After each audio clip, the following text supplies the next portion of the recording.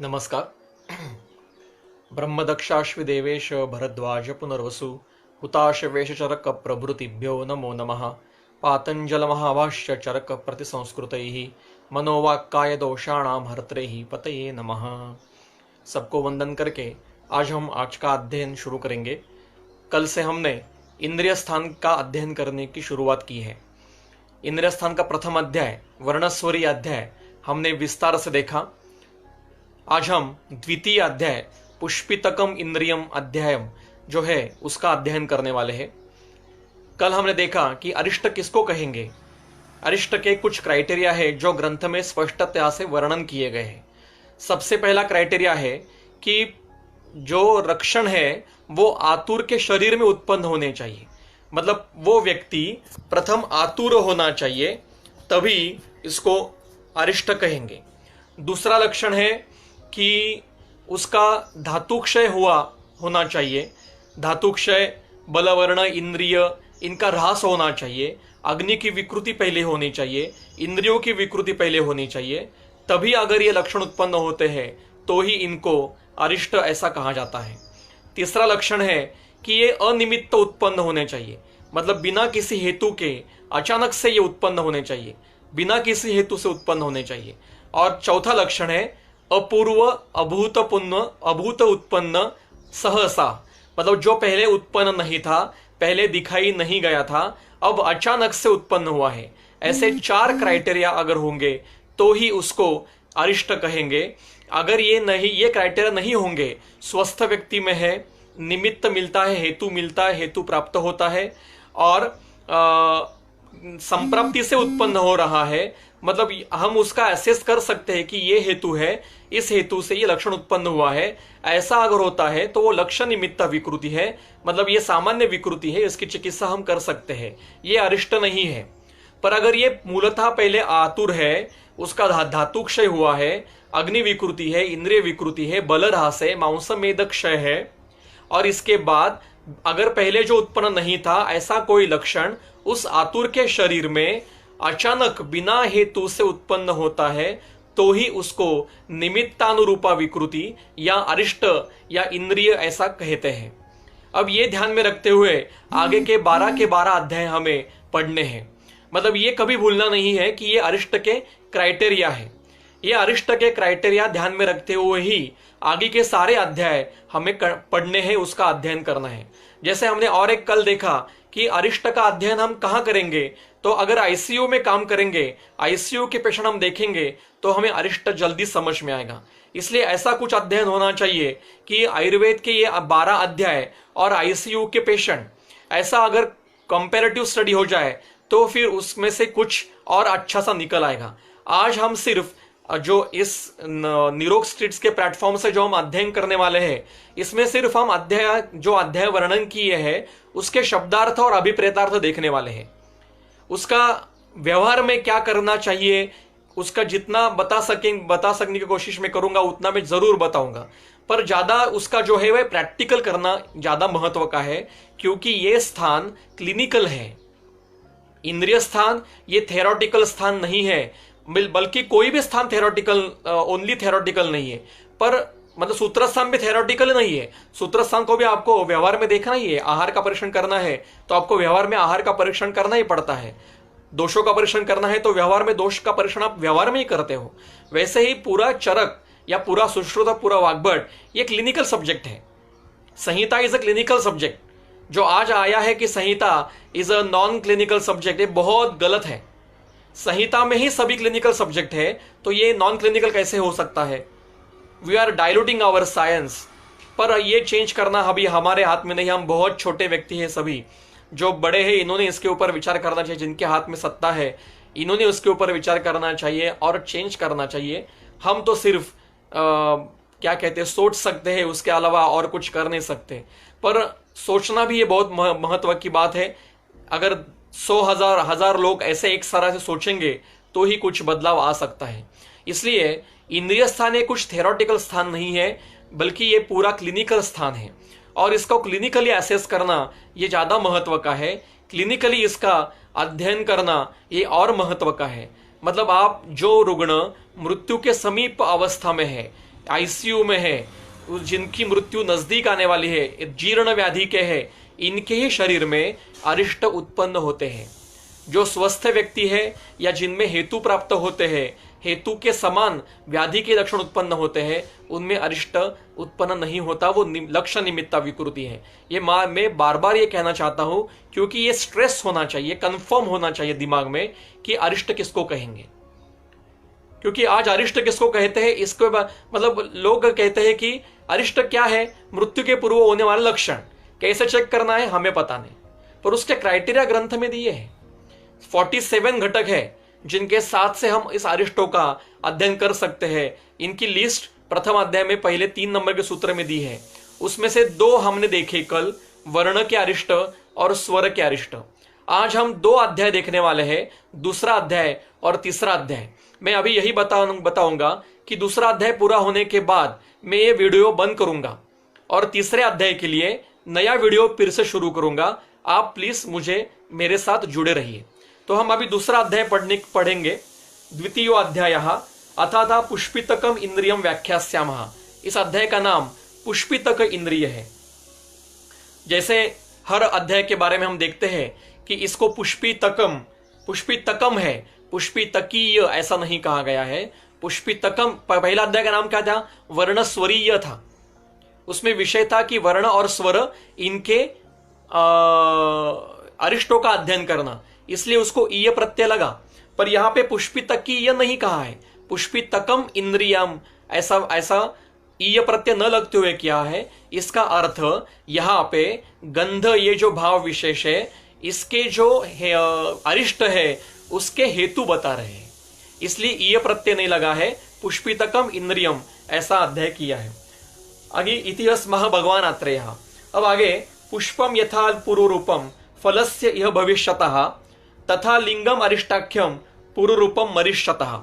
देखिए सूत्र कितना सुंदर है, भविष्यतः मरिष्यतः, ऐसे उसका दोनों की अनुष्ठुप वृत्त में उसके जो पद लालित्य के कितना सुंदर है।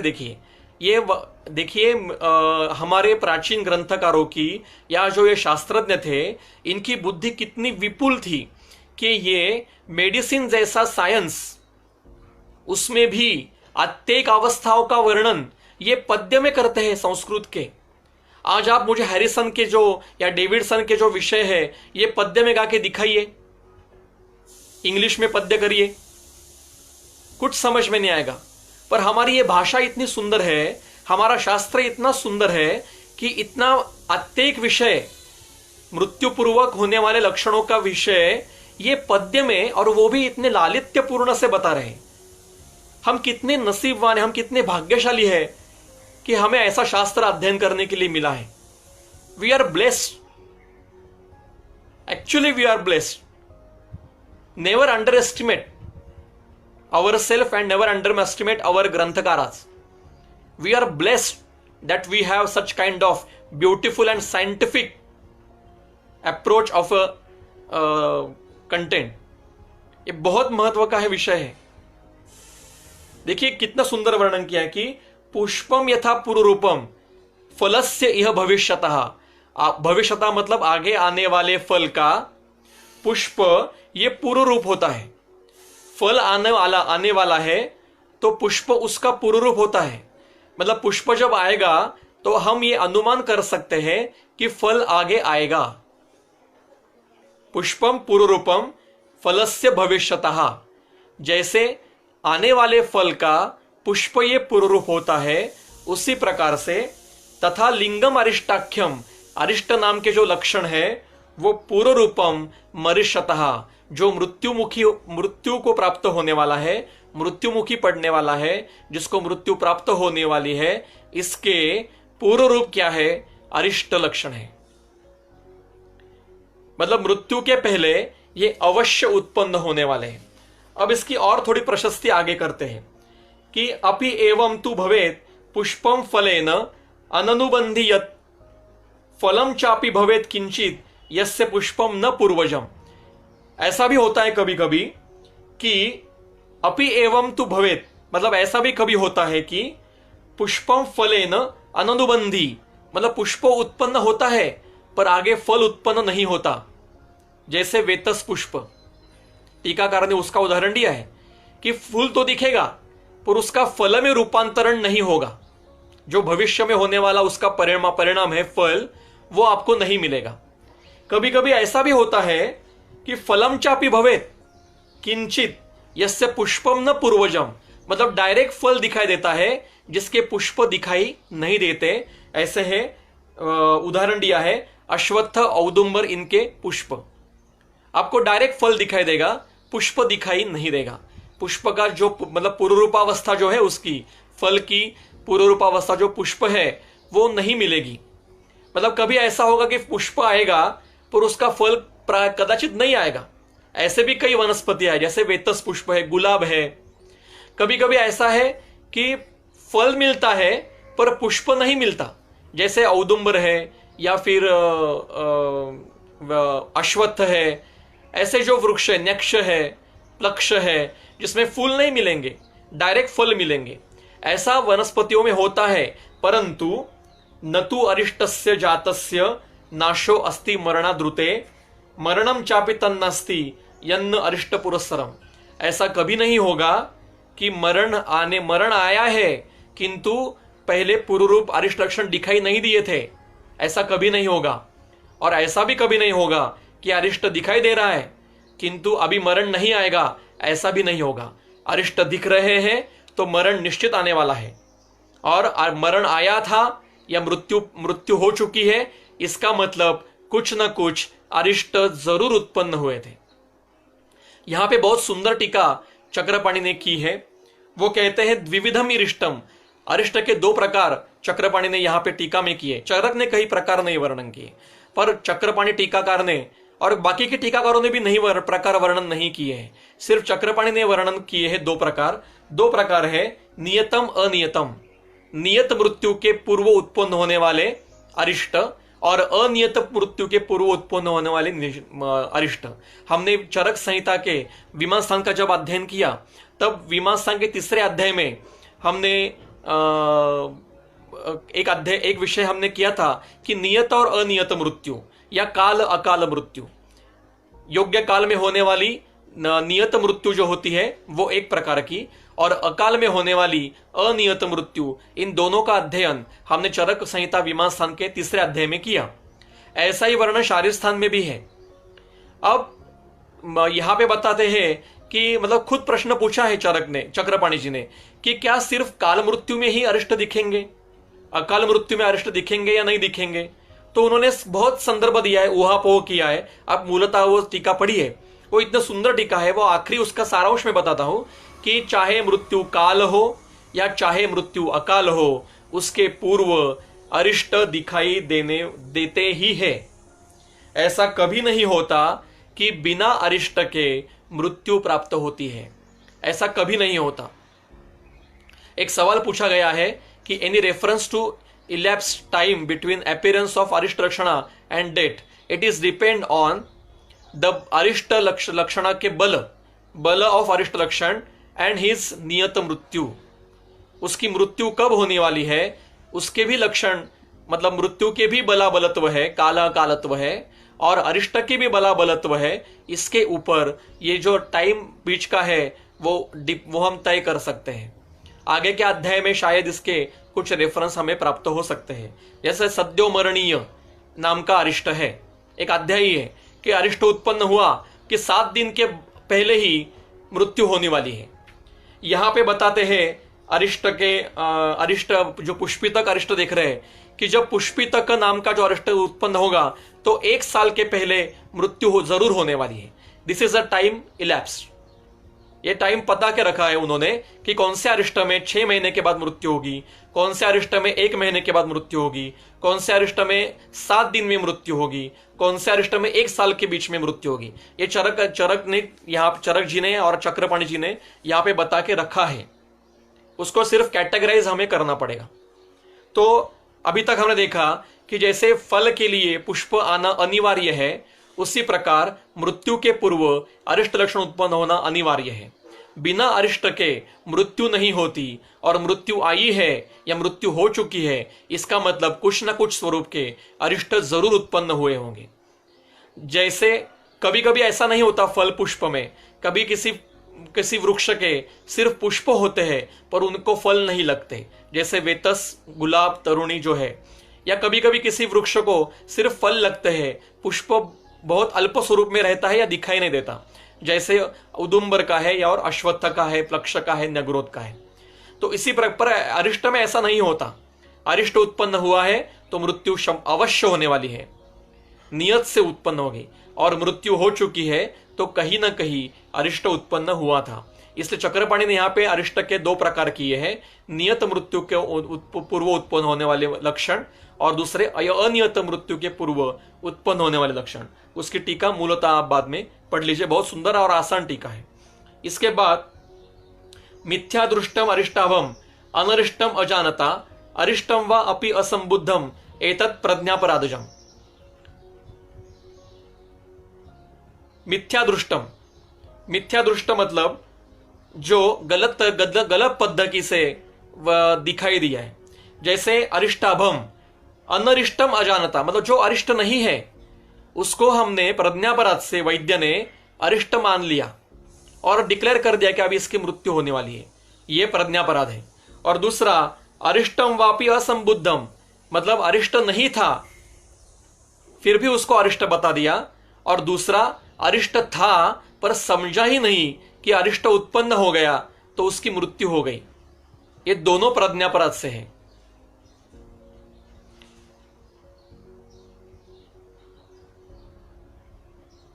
अरिष्ट लक्षण स्वस्थ व्यक्ति में उत्पन्न नहीं होते हैं, सिर्फ आतुर में ही होते हैं। और एक बहुत सुंदर सवाल पूछा गया है कि इन अकाल मृत्यु accidents are included but person is not आतुर, हाउ टू एक्सप्लेन। ये बहुत या प्रश्न भी बहुत अच्छा है और उसका उत्तर मैं देने का प्रयास करूंगा कि हमने काल और अकाल मृत्यु का विवेचन चरक संहिता के विमान स्थान के 3 अध्याय का विवेचन करते समय हमने अध्ययन किया था। उसमें हमने देखा है कि किसको काल मृत्यु कहेंगे और किसको अकाल मृत्यु कहेंगे। उसके लिए चरक ने एक उदाहरण दिया है कि समझो रथ का पहिया है, वो हम उस पहिए को ठीक से रखते हैं, उसको समय समय पर उसको तेल लगाते हैं, ऑयलिंग करते हैं, उसकी सर्विसिंग करते हैं, और फिर वो रथ अपने आप अच्छे से चलता है, उसका हम अच्छा ख्याल रखते हैं, सर्विसिंग टाइम टू टाइम करते हैं, जैसे आज गाड़ी की भी सर्विसिंग करते हैं। और फिर जो लकड़ी का बना हुआ रथ का पहिया था वो घिस घिस के फिर आखिरी में वो एकदम से उसके स्वभाव से उसका अंत हो जाता है, फिर हम रिप्लेस करना पड़ता है, हमें दूसरा पहिया वहां पे रिप्लेस करना पड़ता है। इस प्रकार से स्वभाव से अगर मृत्यु हो गई, जैसे धातु क्षय से, वय से, कर्म विपाक से जो मृत्यु होती है उसको हम काल मृत्यु कहते हैं। और दूसरी तरफ अगर हमने जो रथ चला रहे वो टेढ़े मेढ़े रास्ते से रथ चलाया, या उसको ऑयलिंग, पहिए को ऑयलिंग नहीं की, या उसका ख्याल नहीं रखा, तो फिर वो समय से पहले ही वो रथ का पहिया अपने आप टूट जाएगा। उसके ऊपर ज्यादा भार रख दिया तो वो टूट जाएगा। उसी तरह से अगर अतिरिक्त साहस किया, शरीर के शोधन नहीं किए, आहार विहार ठीक से सेवन नहीं किया, विषमासन सेवन किया, बार बार अजीर्णासन किया, या फिर कोई साहस किया, मृत्यु, एक्सीडेंट की मृत्यु कहाँ आएंगे? साहस में आएंगे, साहस में ही आएंगे, अति साहस में आएंगे, तो या कर्म विपाक में आएंगे, जैसे कर्म से उसको मृत्यु है। ये बहुत डिमार्केशन लाइन इसकी बहुत नाजुक है, बहुत छोटी सी है, तो इसको अकाल मृत्यु कहेंगे। चरक ये स्पष्टता से कहते हैं कि चाहे अकाल मृत्यु हो या काल मृत्यु हो, अरिष्ट ये दिखाई देते हैं। हाँ, वहां पे वो आतुर नहीं होता है, पर मृत्यु जरूर आने वाली है, तो मृत्यु के पूर्व उसको अरिष्ट उत्पन्न हो सकते हैं। समझ में नहीं आते शायद हमें, पर कुछ न कुछ लक्षण, संकेत उनको मिलते ही होते होंगे। पता नहीं, अभी उसका अनुभव कभी किया नहीं तो उसके बारे में ज्यादा बता नहीं सकते। जिसका वर्णन किया है उसका अध्ययन हम करते हैं। अब हार्ट फेल में जो अरिष्ट लक्षण उत्पन्न होते हैं क्या? अब हार्ट फेल होने के लिए पहले हृदय रोग होना चाहिए ना, आतुरत्व होने चाहिए, आतुरत्व होने चाहिए। हृदय अचानक से तो हार्ट फेल नहीं होता, पहले संप्राप्ति कुछ ना कुछ शरीर में चलती रहती है, वो समझ में नहीं आती संप्राप्ति चल रही है, और फिर उसके बाद में हृदरोग होता है और हार्ट फेल होता है, अंजाना बैठता है। अंजाना बैठने के लिए पहले कुछ संप्राप्ति होने चाहिए, मतलब वो आतुर ही होता है। तो आतुर में भी आतुर होना ये अरिष्ट लक्षण है, और जरूर अरिष्ट लक्षण उत्पन्न होते हैं, पर ये समझ में नहीं आते। यहां चक्रपाणी चरक जी स्पष्टता से कहते हैं कि ऐसा कभी नहीं होता कि मृत्यु आया है तो अरिष्ट नहीं था। मृत्यु के पूर्व अरिष्ट जरूर आता है, और अरिष्ट आया है इसका मतलब मृत्यु जरूर होने वाली है। अब आगे कहते हैं सूत्र नंबर 7, ज्ञान संबोधनार्थम तु लिंग ही मरण पूर्वजय ही पुष्पितानुपदेक्षा महा नरान बहुविधय बहुन। इसलिए मरण पूर्वज ऐसे जो अरिष्ट लक्षण है उसके ज्ञान के लिए अभी हम आगे वाला जो तीसरा भाव देखेंगे, जिसको गंध के अरिष्ट कहेंगे, उसको पुष्पितक कहा गया है। उसका वर्णन बहुविध प्रकार से जो नर में उत्पन्न होते हैं, ऐसे पुष्पितकों का हम व्याख्यान कर रहे हैं, ऐसा चरक कहते हैं। अब सूत्र नंबर 8, नाना पुष्पपमो गंधो यस्य भाति दिवानिशम पुष्पितस्य वनस्यैव नाना द्रुमलतावतः तम आहुः पुष्पितम धीरा नरम मरण लक्षणैः सना संवत्सरादेहम जहाति इति विनिश्चयः। पुष्पित ये एक स्व संज्ञा है, ये तंत्र युक्ति है। स्व संज्ञा मतलब हमारे शास्त्र की कुछ अपनी अपनी संज्ञाएं होती है। जैसे दोष, ये स्व संज्ञा है। व्यवहार में दोष मतलब क्या है? फॉल्ट्स, गलतियां।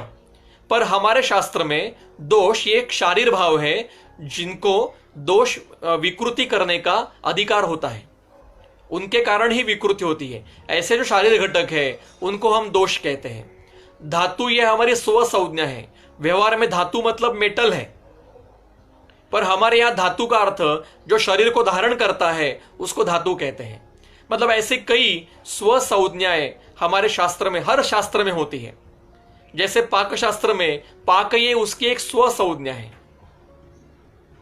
हर शास्त्र में है। संगीत शास्त्र में मुद्रा, राग, ध्वनि, उसके निषाद, पंचम, गंधार, ये जो वर्ण है ये उनके उस शास्त्र की स्व संज्ञाएं हैं। तो वैसे ही ये पुष्पितक ये हमारे शास्त्र की एक स्व संज्ञा, तंत्र युक्ति है। ये स्व संज्ञा है। स्व संज्ञा इज वन ऑफ द तंत्र युक्ति, कि उसका अर्थ उस शास्त्र के अनुसार लगाना पड़ता है। जैसे पाक शब्द है, अब उर्दू में भी पाक है और आयुर्वेद में भी पाक है, संस्कृत में भी पाक है। संस्कृत में पाक का अर्थ है पचन करना, पचाना, उसका डाइजेशन करना, और उर्दू में पाक का अर्थ है पवित्र। तो मैंने अगर धातु पचन का अर्थ उर्दू में ट्रांसलेट करते समय मैंने किया कि धातु पवित्र करना, तो यह गलत हो जाएगा। और मैंने पाकिस्तान का अर्थ पचन करने वाला स्थान ऐसा किया तो वो भी गलत हो जाएगा, क्योंकि वो पवित्र स्थान, ऐसा उसका उर्दू का मीनिंग है। मतलब हम जिस शास्त्र का अध्ययन कर रहे हैं उस शास्त्र के संज्ञाओं का अर्थ उस शास्त्र के अनुसार लगाना पड़ता है। इस तंत्र युक्ति को कहते हैं स्व संज्ञा तंत्र युक्ति। इसी प्रकार से ये पुष्पित ये स्व संज्ञा है। किसको कहेंगे पुष्पित? तो जिसके यस्य शरीर से नाना पुष्पोपमो गंधो, नाना विविध प्रकार के फूलों का जो गंध होता है उससे उस प्रकार के गंध दिवानिशम अहर दिन रात उसके शरीर से गंध ये बाहर आते रहते हैं बिना कारण के। और ये आतुर है, पहला स्वस्थ व्यक्ति नहीं। सेंट लगा के आया होगा और आप कहोगे कि इसको गंध आ रही है, अभी अरिष्ट है, तो ये गलत है। बिना किसी हेतु के सेंट लगाया नहीं है, कोई उपलेप लगाया नहीं है, कुछ क्या कहते हैं माल्य फूल धारण नहीं किए हैं, फिर भी उस आतुर के शरीर से विविध पुष्पों के गंध अपने आप आ रहे हैं। पुष्पितस्य वनस्य, अगर आप किसी घने जंगल में गए होंगे कभी, तो आपने वहां पे एक अलग सा गंध महसूस किया होगा, जो उस वृक्षों का, फलों का, फूलों का, वनस्पतियों का, नाना द्रुम लतावतः, उस घने जंगल में जो विविध प्रकार के पेड़ होते हैं, विविध प्रकार के लताएं होते हैं, उनका एक समुचित प्रकार का एक अलग सा गंध आपको वहां पे मिलता है। वैसा ही उस आतुर के शरीर से दिन रात एक अलग प्रकार का वनस्पतियों का या पुष्पों समूह का एक गंध आता रहता है। ऐसे जिसके शरीर से आता है ऐसा गंध जिस आतुर के शरीर से आता है, तम उसको पुष्पितक कहते हैं। पुष्पित कहते हैं मतलब जैसे व्याधित मतलब व्याधि से ग्रस्त होना, वैसे पुष्पित पुष्पित ऐसा अर्थ जिसके शरीर से फूलों का गंध आ रहा है उस व्यक्ति को पुष्पित कहते हैं। धीरा नरम मरण, अब धीर व्यक्ति मतलब विद्वान व्यक्ति, इसको मरण के लक्षण कहते हैं। सना संवत्सरात देहम जहाती, उसका देह 1 साल के ज्यादा देर टिकेगा नहीं रुकेगा, वो 1 साल से पहले ही उसका देह त्याग हो जाएगा। इति विनिश्चयः, ये हम निश्चय से कह रहे हैं, मतलब इन्होंने इसका परीक्षण किया होगा, कई रुग्णों पे उसका अनुभव किया होगा, उसका डाटा कलेक्ट किया होगा, पहले हाइपोथेसिस रखा हुआ होगा, फिर मेथोडोलॉजी बना के उसको प्रूव किया होगा, फिर ये रिजल्ट बता रहे हैं। अब आगे, एवं एकैकशा पुष्पै यस्य गंधः समो भवेत् इष्टैर्वा यदि वा अनिष्टैः स च पुष्पित उच्यते। अब एक सवाल पूछा गया कि इसका कार्य कारण भाव क्या है। इसका मुझे मेरे अल्प बुद्धि से जितना मुझे समझ में आ रहा है मैं बताऊंगा, जरूर बचाऊंगा, पर ये मेरी अल्प बुद्धि है, शायद ऐसा होगा ऐसा नहीं। शरीर में जब विकृतियां उत्पन्न होती है तो शरीर के जो शारीर भाव होते हैं उनमें वृद्धिक्षय होता है, और उस वृद्धिक्षय के कारण शरीर में विविध प्रकार के उन भावों का गंध उत्पन्न होते जाते हैं। तो ऐसे इष्ट और अनिष्ट गंध शरीर में इन धातुओं की विकृति के कारण उत्पन्न होते हैं। जैसे शरीर में अगर कोथ उत्पन्न हो गया, गैंग्रीन उत्पन्न हो गया, तो गैंग्रीनस जो भाग है उसका एक अलग गंध होता है। कहीं पुयत्व उत्पन्न हो गया तो उस पुय का एक अलग गंध है। उसी प्रकार से शरीर में, इसलिए आगे कहते हैं, सूत्र है आगे, एवं एकैकशः पुष्पैः यस्य गंधः समो भवेत् इष्टैर्वा यदि वा अनिष्टैः स च पुष्पित उच्यते। ऐसे इष्ट और अनिष्ट गंध शरीर से अचानक आने लगेंगे आतुर के शरीर से, तो उसको, उस व्यक्ति को पुष्पित कहा जाता है। समासेन अशुभान गंधान एकत्वेन अथवा पुनः आचिंघ्रेद यस्य गात्रेषु तम विद्यात् पुष्पितम भवे। बिशक किसको पुष्पित कहेंगे कि समासता मतलब संक्षेप से, जिसके शरीर से अशुभ कारक गंध बिना कारण के उत्पन्न हो रहे हैं, ऐसा अगर भिषक को उसका गंध आ गया तो वह भिषक उसको पुष्पित संज्ञा देते हैं। आप्लुतेन अनाप्लुते काये यस्य गंधः शुभाशुभः व्यत्यासेन अनिमित्ता स्यु स च पुष्पित उच्यते। फिर से अनिमित्ता आ गया, देखो, मतलब बिना हेतु के। आप्लुतान अनाप्लुते मतलब आप ऊपर से लेप लगाओ या न लेप लगाओ, किसी बिना लेप से भी या लेप लगाने पर भी शरीर से शुभ या अशुभ गंध उत्पन्न होता है। मतलब आपने लेप लगाया, शुभ गंध, चंदन का लेप लगाया, फिर भी कोथवत गंध आ रहा है। कितना भी अगुरु लगाया ऊपर से, फिर भी कुणप गंध उत्पन्न हो रहा है। मतलब शुभ लेप लगाया फिर भी अशुभ गंध आ रहा है, या अशुभ चीज लगाई, कीचड़ लगाया शरीर के ऊपर से, या फिर किसी गंदी चीज लगाई फिर भी अच्छा गंध आ रहा है, तो ये दोनों, और ये अनिमित्त आ रहा है, तो इसको पुष्पित कहेंगे। तद यथा, ऐसे कौन से गंध है उसका नाम दे रहे। तद यथा चंदनम, कुष्ठम, तगर, अगुरुणी, मधु, माल्यम, ये अच्छे गंध, शुभ गंध है। मूत्र, पुरुष के मूत्र का एक अपना गंध है, पर बिना मूत्र प्रवृत्ति की भी समुचित शरीर से मूत्र का गंध है। देखिए, आपने कभी आईसीयू में देखा होगा कि जब जो व्यक्ति ज्यादा देर तक आईसीयू में रहता है उसके एक आजू बाजू में एक अलग सा गंध होता है, एक अलग सा एक वहां से एक स्मेल आता रहता है। ऐसे मूत्र का, पुरुष का गंध, या मृतानी या कुणपानी, मृत और कुणप दोनों का अर्थ एक समान लगता है, इसलिए टीकाकार ने टीका की है कि किसी मृत का अर्थ किसी बाकी पशु के मृत होने के बाद जो गंध आता है वो, और कुणप गंध का अर्थ है कि मनुष्य का शरीर मृत होने पर जो गंध आती है उस शरीर को, उसका गंध का नाम है कुणप गंध। ये चक्रपाणी की टीका है। ये च अन्य विविधात्मानो गंधा विविध योनयः ते अपि अनेन अनुमानेन विज्ञेया विकृतिम गतः। इसी प्रकार से ये च अन्य अपि, ऐसे अन्य भी विविध प्रकार के गंधः विविध योनयः, विविध प्रकार से उत्पन्न होने वाले गंध, ये भी अनेन अनुमानेन, इसी प्रकार से अनुमान से समझिए कि अभी ये विकृतिम गतः, मतलब ये अभी विकृति उत्पन्न हो गई है, मरणोन्मुख है। इदम च अपि अतिदेशार्थम लक्षणम गंध संश्रयम, ये जो वर्णन किया है ये अतिदेशार्थ किया है। अतिदेश ये एक तंत्र युक्ति है। जब हमें एक चीज बताई गई है, कुछ घटक बताए हैं और इनके ऊपर से अनुक्तों का अध्ययन करना चाहिए, उसको अतिदेश कहा जाता है। मैं अतिदेश तंत्रवृत्ति का सूत्र पढ़ता हूं। चरक संहिता सिद्धिस्थान 12वां अध्याय सूत्र नंबर 42, 41 से 44 ये तंत्रयुक्तियों का सूत्र है, तंत्रयुक्तियों का वर्णन किया है और उसके नीचे टीकाकार ने, चक्रपाणी जी ने उसकी व्याख्यान की है।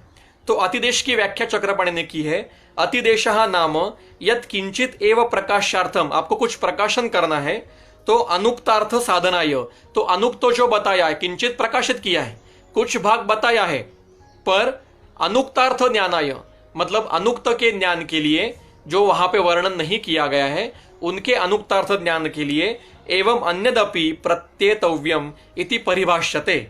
यथा उसका उदाहरण दिया है, यश अन्यदपि किंचित स्याद अनुक्तम इह पूजितम वृत्तम तदपि चात्रेय सदैव अभ्यन्युते, मतलब इंद्रियोपक्रमणी अध्याय में कुछ इंद्रिय सद्वृत्त बताए और सद्वृत्त बताने के बाद वो कहते हैं कि ऐसा भी और जो कोई वृत्त है जो यहाँ पे वर्णन नहीं किया है पर जिसको सद्वृत्त में आप समावेश कर सकते हो, उसको भी आत्रेय ने सद्वृत्त को इस संज्ञा में समावेश किया गया है। वैसे ही यहाँ पे कुछ गंध बताए, इष्ट गंध बताए, अनिष्ट गंध बताए, वो भी यहां बताए, पर जो यहां वर्णन नहीं किए हैं ऐसे भी कई गंध, जैसे अभी डॉक्टर भागवत मैम ने यहां पे उदाहरण दिए हैं कि केटो एसिडिसिस का गंध एक स्मेल होता है, डायबिटिक अल्सर का भी इसको जो उसका एक स्मेल होता है वो भी हम यहाँ पे ले सकते हैं।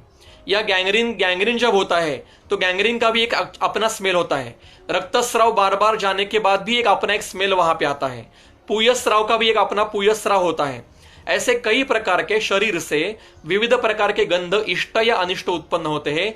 ये अगर आतुर के शरीर में बिना किसी हेतु से अचानक आने लगेंगे, वो ऑलरेडी आतुर है और उसमें शरीर में ये अनिष्ट गंध आने लगे शुरू हो जाएंगे, तो उसको हम अरिष्ट में ले सकते हैं। अब जो उदाहरण डायबिटिक अल्सर का वगैरह स्मेल होता है उसमें वो पहले आतुर ये महत्व का है।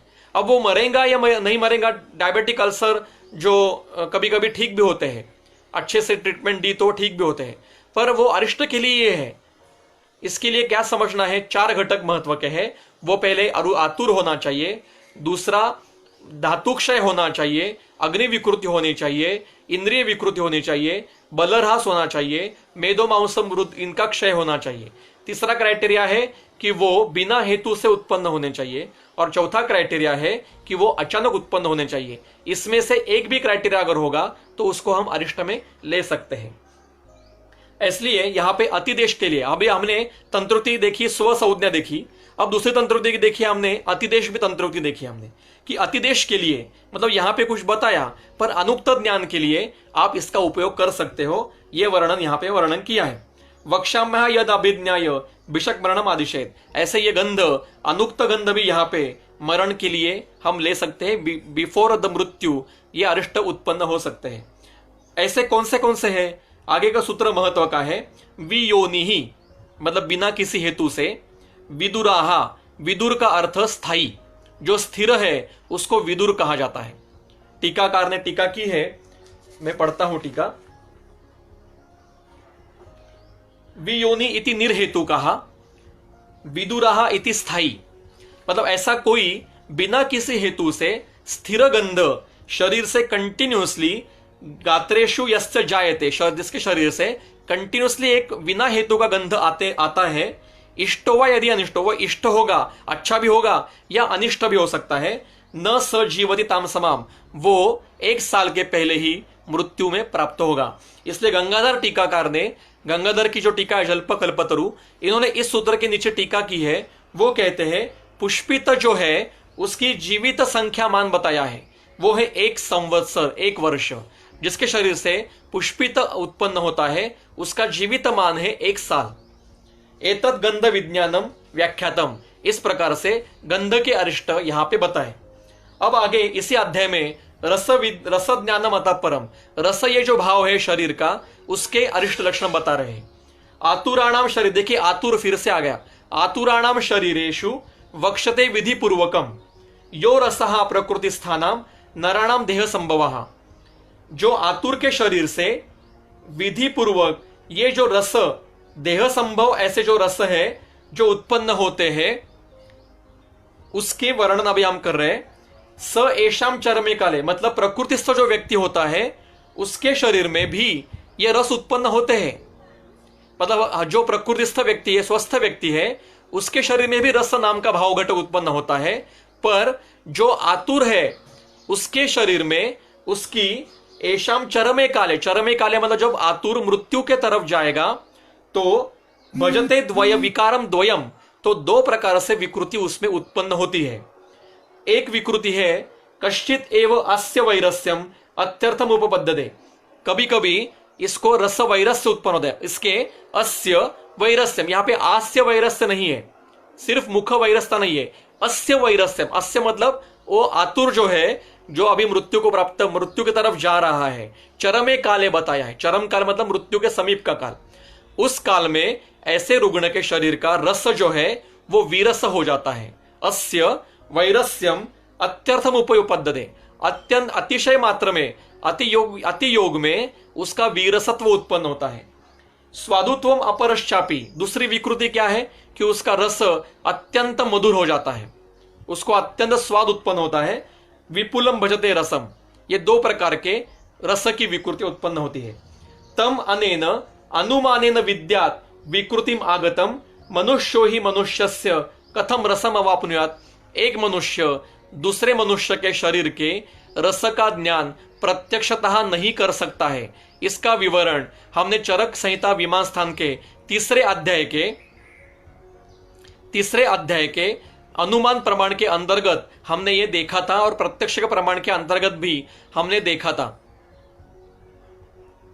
वहां पे हमने इसका विवरण किया है। तो एक मनुष्य दूसरे मनुष्य का किस प्रकार से रस ज्ञान कर पाएगा? प्रत्यक्ष तो नहीं कर पाएगा। इसलिए इन जो रसों के विकृतियां है, इनका अनुमान से हमें इसका विवरण करना पड़ेगा, उनका ज्ञान करना पड़ेगा।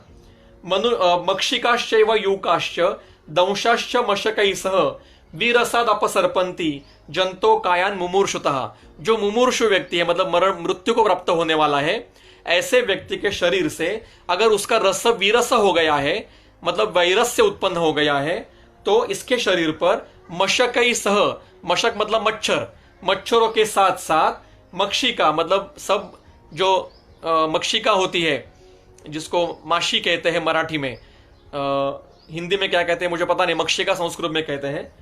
यूकाश्च, और विविध प्रकार के दंश मतलब जिसको हम मतकुण कहते हैं, ढेकुण कहते हैं मराठी में, मतकुण जो खून चूसता है, ऐसे जो दंश है, दंश करने वाले जो है, वो सारे छोटे छोटे इंसेक्ट्स भी शरीर पर बैठते नहीं है। कितना भी आप अच्छा लेप लगाओ वो बैठेंगे नहीं। इसी प्रकार से अत्यर्थ रसिकम कायम कालपक, उसके उल्टा अत्यर्थ रसिकम कायम कालपक्वस्य मक्षिका अपि स्नातानुलिप्तस्य वृषम आयते सर्वशा। इसी प्रकार से जब रस अत्यर्थ मधुर होता है, अतिशय युक्त हो जाता है, तब उसके शरीर में शरीर कैसा है? कालपक्व। कालपक्व मतलब अभी इसका कालतः से शरीर पक्व होने वाला है, मतलब मृत्यु होने वाला है। ऐसे शरीर पर मक्षिका वृषम आयांती, सब जगह से मक्षिका मतलब मक्खियां आके बैठती है। वो कैसी? स्नातानुलिप्त से अपि, आपने अच्छा स्नान किया, शोधन किया, अलग अलग प्रकार के अच्छे से लेप लगाए, अच्छे गंध वाले, फिर भी मक्खियां आके बैठेंगी। मक्खियां प्राय कैसे होती है कि जो गंदी चीज होती है इसके ऊपर आके बैठती है। कितना भी शुद्ध किया, शौच किया, फिर भी जिसके मृत्यु मुखी ऐसा जो व्यक्ति है, उसके शरीर पर अगर रस अत्यर्थ हो जाता है, रसयुक्त हो जाता है, मधुर होता है, तो उसके शरीर में मक्खियां आके बैठती है। देखिए ये वर्णन द्वापर युग में किया गया है, चरक संहिता द्वापर युग में लिखी गई है। उस समय में जिस प्रकार के रुग्णालय होंगे, उनको उस समय में ऐसे रुग्णों के ऊपर ये लक्षण मिलते होंगे। आज के कंडीशन में क्या करना पड़ेगा, ये व्यवहार करने पर ही हम बता सकते हैं। ठीक है। तत्र श्लोकः सामान्य न मयोक्तानि लिंगानी रसगंधयो, पर हमें पढ़ना क्यों है? क्योंकि ये ऐसे इस प्रकार के वर्णन भी इस प्रकार के वर्णन भी हमारे ग्रंथ में वर्णन किए होंगे। मैं वही बोल रहा हूं कि आज आईसीयू में कैसे देखेंगे कैसे नहीं देखेंगे, ये जब तक हम ऐसे रुग्ण नहीं देखते तब तक हम उसका उत्तर नहीं दे सकते। पर यह वर्णन ग्रंथ में करके रखा है। अभी आगे के ग्रंथ, आगे के अध्याय में तो और कई चमत्कार पूर्ण वर्णन है जो आज हमें चमत्कार लगता है, पर यह चमत्कार नहीं है। इन्होंने प्रत्यक्ष देखा होगा तभी तो लिखा है। पहले श्रद्धा होनी चाहिए हमारे शास्त्र के ऊपर, फिर उसको व्यवहार में देखना पड़ेगा। व्यवहार में हम देख सकते हैं। और इट इज नॉट नेसेसरी कि every disease person should be in ICU. घर पे भी जो मृत्युन्मुखी व्यक्ति होते हैं ये घर में भी रहते हैं। देखिए डॉक्टर भावना भट्ट मैडम बता रही है कि ये मक्षिका वाला मैंने रिलेटिव में देखा है। तो इसमें हम देख सकते हैं, एक बार, मतलब मैंने देखा नहीं है पर मैंने सुना है। मेरे जो सर थे वो एक बार हॉस्पिटल में जब काम कर रहे थे तब उस रुग्ण के बालों में से जो लाइस थी, लाइस कहते हैं ना, लाइस, तो उनके बालों में से पूरे लाइस एकदम एक दिन में पूरे निकल गई। लेडीज पेशेंट थी, इतने बड़े बड़े, इतने हाथ में भरे हुए ऐसे लाइस, मतलब जो जिसको हम क्या कहते हैं, यूका कहते हैं, वो पूरी शरीर से निकल गई और फिर 3-4 दिन के बाद उनकी मृत्यु हो गई। ये मैंने सुना है, मैंने देखा तो नहीं है। अभी डॉक्टर भागवत मैम बोल रही है कि even now in poor patient वो can not afford in ICU, उसमें भी आप देख सकते हो। तो जब तक हम ऐसे रुग्ण नहीं देखते या किसी ने देखे हैं उनका, जैसे अभी मैडम ने जो बताया कि मैंने इस प्रकार का रुग्ण देखा है, इस प्रकार से जो आप्तोपदेश से हमें पता चल जाता है, नहीं जाता, तब तक हमें इसके ऊपर विश्वास बैठेगा नहीं। पर मेरे लिए क्या करता हूं, तो मैं ऐसा हमेशा मानता हूं कि चरक संहिता में, सुश्रुत में, अष्टांग संग्रह में, अष्टांग हृदय में जो जो लिखा है वो 100% सत्य है। यह पहले विश्वास होना चाहिए और फिर उसका बाद में व्यवहार होना चाहिए, प्रात्यक्षिक होना चाहिए। ये जब तक नहीं होगा, अगर हम सवाल निकलते बैठेंगे तो इसका व्यवहार नहीं हो पाएगा। इसलिए पहले शास्त्र के ऊपर अकाट्य श्रद्धा होनी चाहिए। कितना भी, मतलब कभी कभी चमत्कार लगता है हमें कि ये कुछ भी वर्णन किया है, कैसा भी वर्णन किया है, तो इस प्रकार से पहले शास्त्र के ऊपर श्रद्धा होनी चाहिए और तभी हम इसका हम असेसमेंट कर सकते हैं। तो मैं कह रहा हूं कि आईसीयू में ही देखना चाहिए ऐसा नहीं है। कभी कभी कुछ रुग्ण घर पे भी होते हैं, जो मृत्युन्मुखी होते हैं, उनमें भी हम ये देख सकते हैं। तत्र श्लोकः सामान्येन मया उक्तानि लिंगानि रसगंधयोः पुष्पितस्य नरस्य तत् फलम मरणम आदिशेत। इस प्रकार से सामान्यतः जो रस और गंध के जो पुष्पित जैसे लक्षण जो मरण के पूर्व दिखाई देते हैं वो सामान्यतः हमने वर्णन किए। इसका विशेष अध्ययन, इसका उल्टा अर्थ क्या है, इसका विशेष अध्ययन हमें करना चाहिए, ये उनका आदेश है। इति अग्निवेश कुर्ते तंत्रे चरक प्रतिसंस्कृते इंद्रिय स्थाने पुष्पितकम इंद्रियम नाम द्वितीयो अध्यायः। इस प्रकार से यह रस और गंध इन भावों के अरिष्टों का जिसमें वर्णन किया है उसका अध्याय यहां समाप्त हुआ।